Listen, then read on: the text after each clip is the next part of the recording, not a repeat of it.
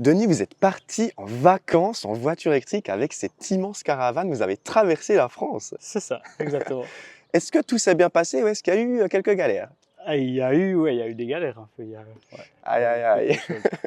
On va raconter votre expérience. Du coup, vous êtes parti en famille avec ce modèle Y long range, cette immense caravane. Tu sais son poids? 1500 kilos, 1500 kilos. Et elle est immense. Elle fait 2,50 m de large, tu m'as dit. exactement, ouais. Niveau longueur. Elle fait donc la caisse fait 6 mètres, 7,50 m avec le timon.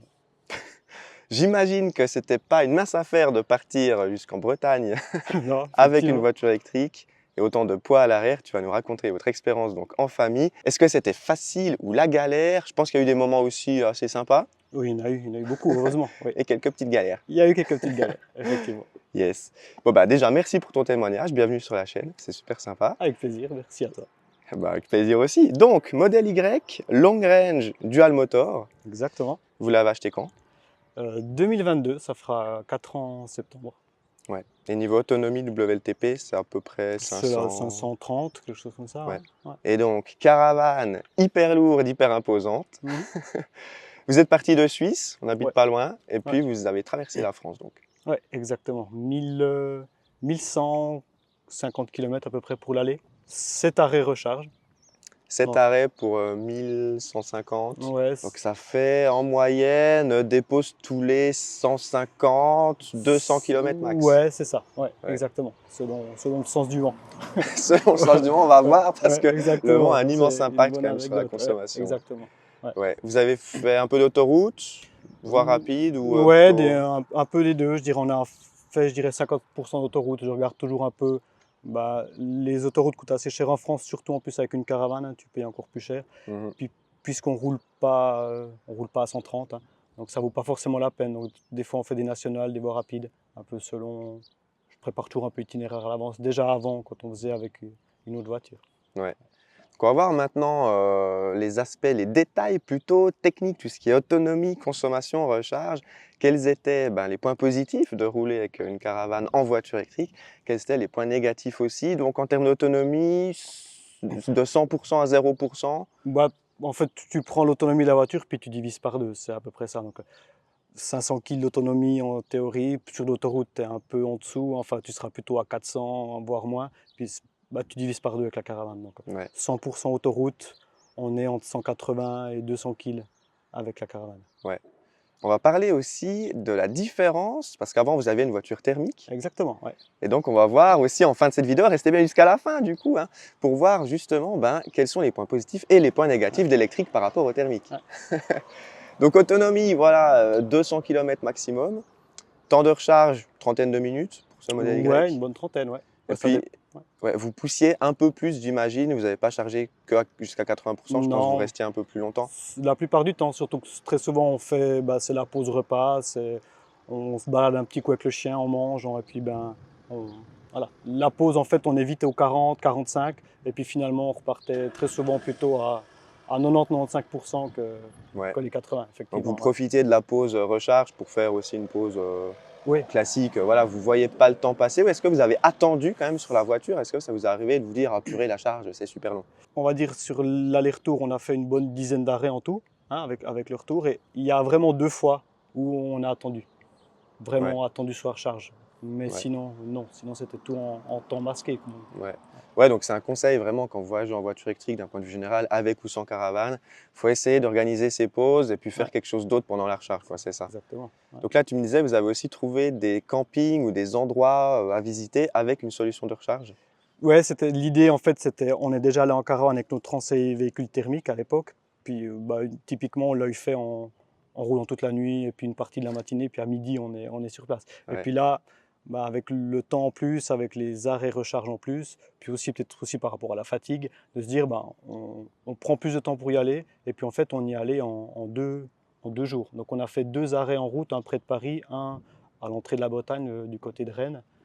Et puis, donc en fait, bah, ça permettait de faire moins de kilomètres par jour et puis après de charger aussi la voiture tranquillement à une borne près du camping en fait. Et puis mhm, là, de pouvoir vraiment charger jusqu'à 100%, de repartir le lendemain matin avec une batterie pleine. Et puis, ouais. Ça fait la différence quand même quand tu pars à 100% par rapport à quand tu pars à 80% après une recharge. Ouais, ça fait ces un petit petits, ça plus fait quand ces même, petits, ouais. ces Ouais, 40 km de différence, ce qui est pas ouais, négligeable, ouais, effectivement. ouais. Ouais, Et vous avez quand même changé un peu vos habitudes du coup de voyage en passant d'une thermique à une électrique? ouais, Enfin, exactement. Un peu ce que je te disais, ou bah, aussi quand les enfants étaient plus petits, l'idée c'était, ils dorment toute la nuit dans la voiture, pendant ce temps nous on roule, et puis quand on arrive le matin, première pause pipi ou petit déjeuner à 8 heures, bah, on a vous déjà êtes à fait les 2 tiers de la route ouais. en fait. Et puis après, c'est toujours ça de gagner le reste du temps. On arrivait souvent en début ou milieu d'après-midi à notre camping. Ouais. Alors que là, ouais, on a vraiment pris le parti de se dire on prend plus ce temps pour voyager. Et puis bah, dans les endroits où on s'est arrêté, bah, typiquement on a visité le château de Fontainebleau le premier jour vers Paris. Le deuxième camping à Vitré, qui était une belle ville aussi, un peu médiévale, un peu sympa. Donc ouais, c'est l'idée, on prend plus le temps et on découvre en voyageant. Mmh. Et puis j'aime aussi bien dans l'idée de me dire, bah, c'est aussi, en faisant comme ça, on fait aussi moins de charges rapides à la voiture. Il y a aussi, bah, sur ces 7 recharges qu'on a faites, en fait, il y a eu 5 recharges rapides, et puis après 2 autres recharges où vraiment tranquille. Ouais. Puis il y a une question qu'on se pose, hein, souvent, c'est, bah, comment on recharge sa voiture avec un si gros truc Ouais, derrière? Parce que les superchargeurs Tesla, en général, ils sont pas vraiment adaptés. non. Il y en a certains qui ont des bornes spécifiques pour les véhicules avec remorque, pas forcément avec une immense Ouais, caravane. Sur les, recharges, tu me disais une dizaine de recharges, ouais. combien au total, donc aller-retour? Est-ce que c'était galère quand même de charger, Alors, avec bah, la sur les caravane? recharges, quand on est au camping, bah, on pose la caravane et puis après, donc là, il n'y a plus aucun problème parce qu'on roule après avec la voiture toute seule, donc ça c'est OK. Mais en route, oui, alors il y a on a eu un peu de tout. On a fait 2 stations Fastned qui, eux, ont vraiment ces stations corridor, prêtes aussi pour les camions, remorques, donc ça c'est vraiment Mmh. nickel. Tesla Supercharger, je crois qu'on a eu un où il y avait cette dalle spéciale pour les remorques, ça c'était top. Et puis après, sinon, c'est du décrocher la caravane quelquefois. Alors avec le temps, je le fais assez rapidement, ça va pas trop mal. Mmh. Ou des fois, bah, à certaines heures, ou si les superchargeurs sont très grands, bah, en fait on se met en travers si on voit qu'on va pas gêner trop de monde. J'ai l'exemple où il y avait 40 dalles, je pense 40 stèles, et Ouais. puis il y en avait 4 personnes qui chargeaient, quoi. Donc on est allé tout au bout, pris le virage où l'arrière de la caravane était dans le bout du parking, et puis nous on avait la voiture qui prenait 2 places en fait. Mmh. Et puis là, comme ça va. Et au pire, si quelqu'un arrive, on se déplace, mais Ouais. on n'a pas eu de problème avec ça. Mmh. Ouais. J'imagine que c'est quand même un peu plus stressant que vos voyages avant avec une voiture Ouais, thermique. oui, quand même, effectivement, Faut c'est vrai que, avouer que ouais, ouais. ouais. C'est vrai que ouais, bah, c'est 200 kills d'autonomie environ, qui peuvent encore être moins selon comment on roule. Oui, il faut vraiment prendre en compte, il faut être sûr. Je dirais, quand je prépare quand même l'itinéraire avant, malgré le planificateur qui fonctionne très bien, parce on va dire, il comprend la surconsommation par rapport à la caravane, et puis il va modifier les arrêts. Mais voilà, j'avais toujours un peu le plan en avance, et puis pas toujours un plan B, mais presque, au cas où si une borne était fermée ou autre.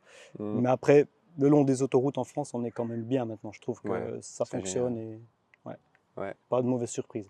En ouais. tout Donc cas, ça, pas bon, de ce côté-là. bien pas de ce côté-là, parce Ouais, que tu m'as dit avant off, il y a eu quand même quelques galères, ouais, on ouais, il en y a parle eu, juste ouais, après. ouais, Donc ouais, ça nécessite quand même une bonne planification en amont, hein. Ça, c'est ouais. primordial, je pense, alors qu'en voiture thermique, tu planifies pas vraiment le Ah non, trajet, quoi. non, bah, c'est sûr. Ouais. Avec, bon, bah, l'autonomie est aussi pas loin de diviser par deux, hein, donc Mmh. on faisait, je pense, 500, 600 kills avant de devoir refaire le plein. Mais Est-ce que la bah, la consommation en thermique, elle était, c'était fois 2 en fait par rapport non, c'est à c'est pas x2, mais ça s'explique d'une certaine manière, parce que le thermique a tellement de pertes en fait en chaleur, en frottement, que quand tu mets plus de poids, ben c'est la surconsommation est un peu noyée là-dedans. Mais on faisait du 7 litres avec notre voiture en général. mmh. Puis là, tout dépend comment on roulait, on était en du 10 et du 12 litres. Donc Ouais. voilà, on était.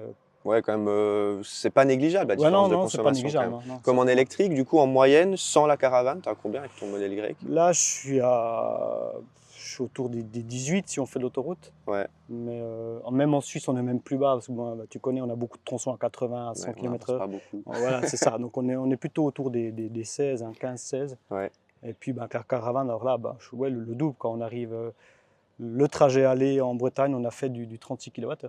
36 kWh Ouais, au 100 km, ouais. ça fait un peu flipper quand même. Ouais, c'est Au clair. début, je Ouais, pense le premier long ouais, trajet que tu as fait avec la caravane, tu ouais. n'étais pas très serein. Alors on était resté en Suisse, on avait tout pile 200 km à faire. Je connaissais bien le trajet, je savais où m'arrêter au cas où. Et puis on Ouais, a pu le faire d'une seule fois. ouais. Ouais. Et on arrivait, je sais plus, on avait 7-8% de batterie à l'arrivée. Mmh. On était bien. Ouais. Ouais, donc consommation bah ouais, presque doublée au final. Ouais. Donc là, on peut dire quand même que l'impact sur une électrique est un peu plus gros quand même Ouais. que sur une thermique. Ouais, je pense. Et puis Ouais. surtout avec une Tesla qui est hyper efficiente, enfin, parce que bon moteur, batterie, Mhm. tout est, on va dire, optimisé. Et surtout l'aérodynamisme aussi, on sait que ça fait beaucoup. Et puis le problème, même s'il est super aérodynamique, dès qu'on y met ça derrière, il y a tout qui est perdu, je pense. Ouais, ça n'a plus Ouais. rien à voir. Mais Donc c'est là, vrai qu'on roulait avant, c'est quand même vachement large, hein, ouais, 2,5 m. ouais, Ouais. Et haut et lourd. ouais, effectivement. Ouais. Donc avec cet immense machin derrière la Tesla, il y a eu quelques petites galères, Ouais, notamment à cause du vent, hein, tu me ouais, disais. exactement. Ouais.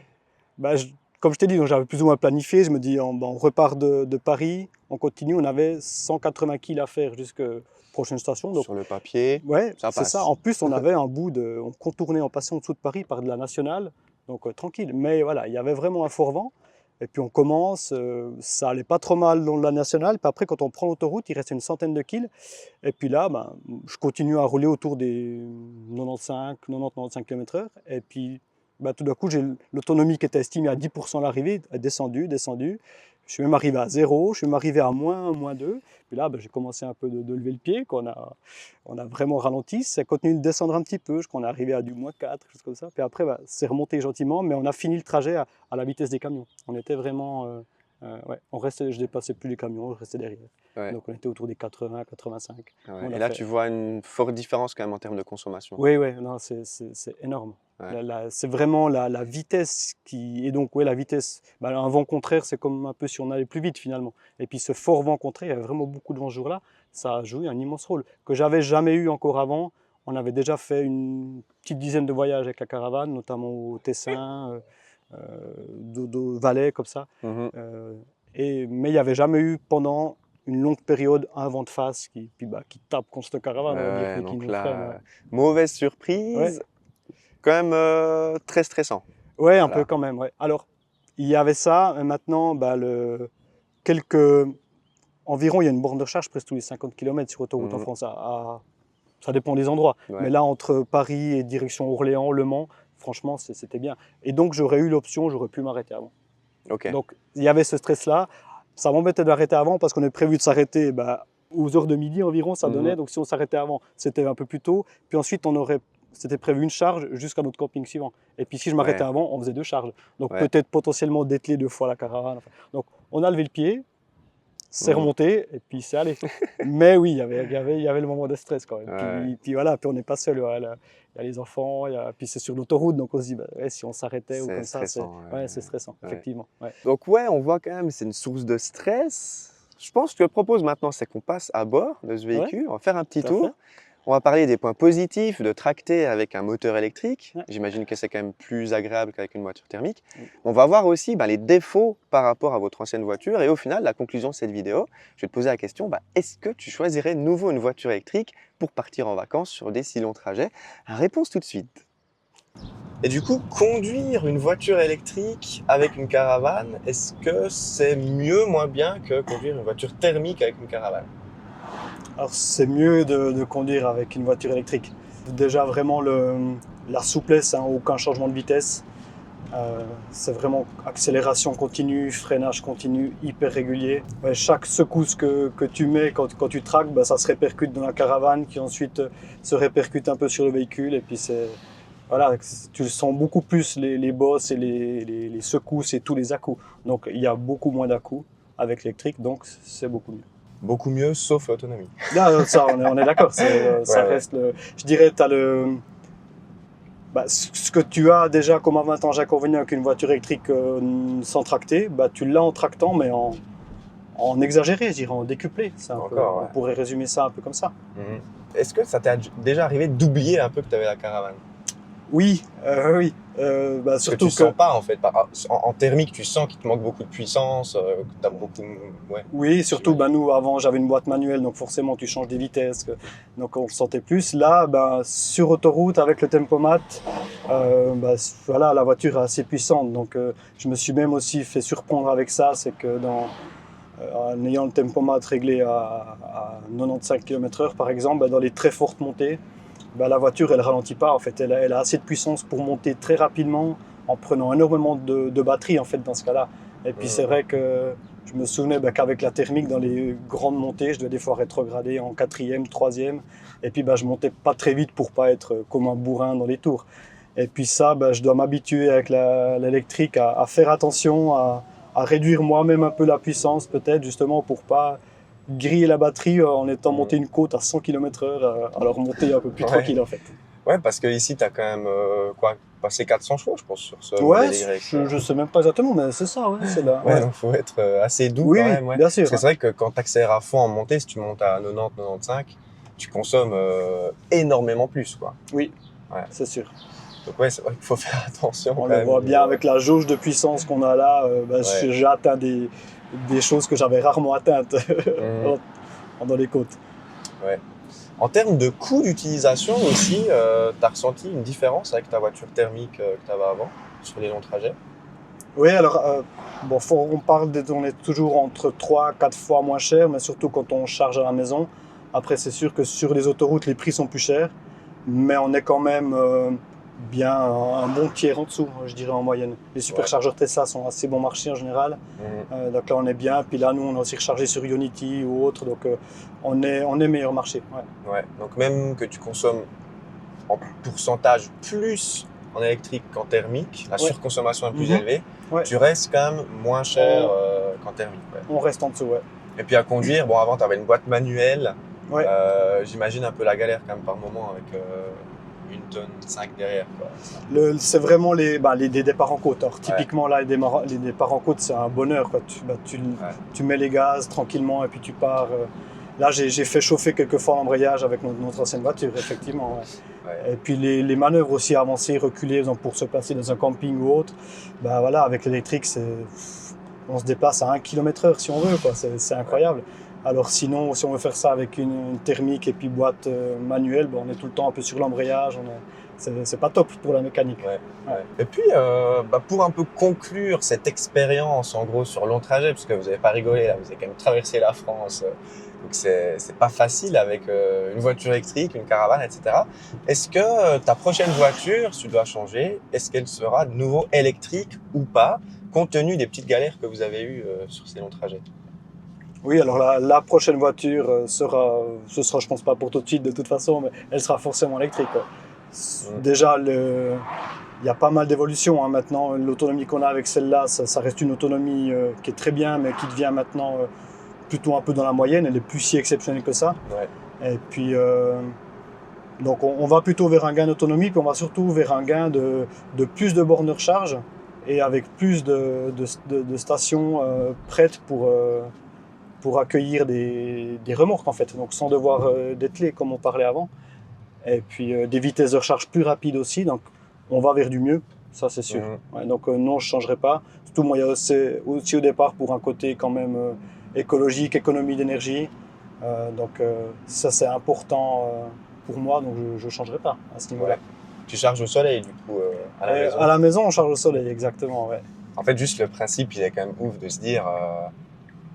alors, tu produis ton électricité, tu produis ton courant et en fait, tu produis les kilomètres que tu fais avec ta voiture. C'est quand même, c'est trop bien, quoi. Ah, c'est sûr, ouais, non, c'est génial. Et puis, il y a, quelle que soit l'efficience des moteurs thermiques ou ça, on n'arrivera jamais à ça, quoi. J'entends, c'est quand même l'électrique permet vraiment de produire sa propre énergie, d'être beaucoup plus indépendant.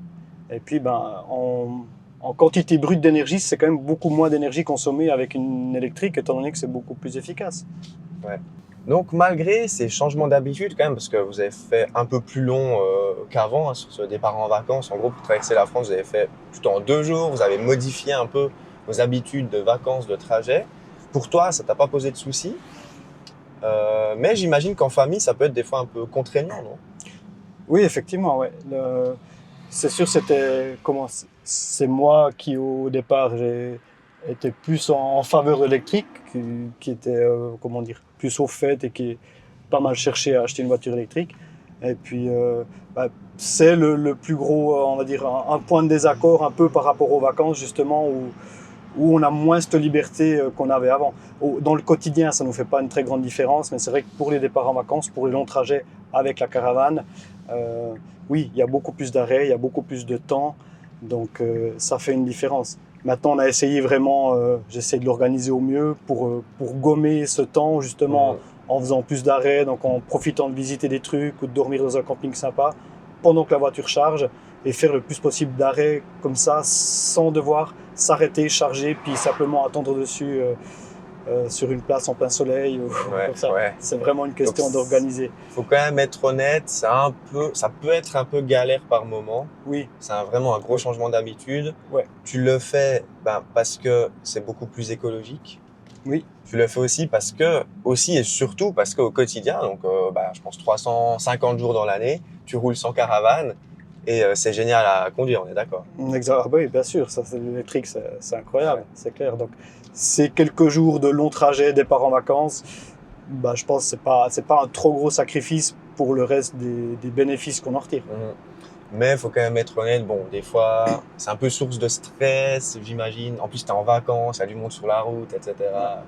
Tu dois penser à la recharge, tu dois penser peut-être enlever ta caravane pour pouvoir recharger. Je sais pas s'il y aura du monde ou pas, c'est quand même un peu stressant. Ouais. J'imagine.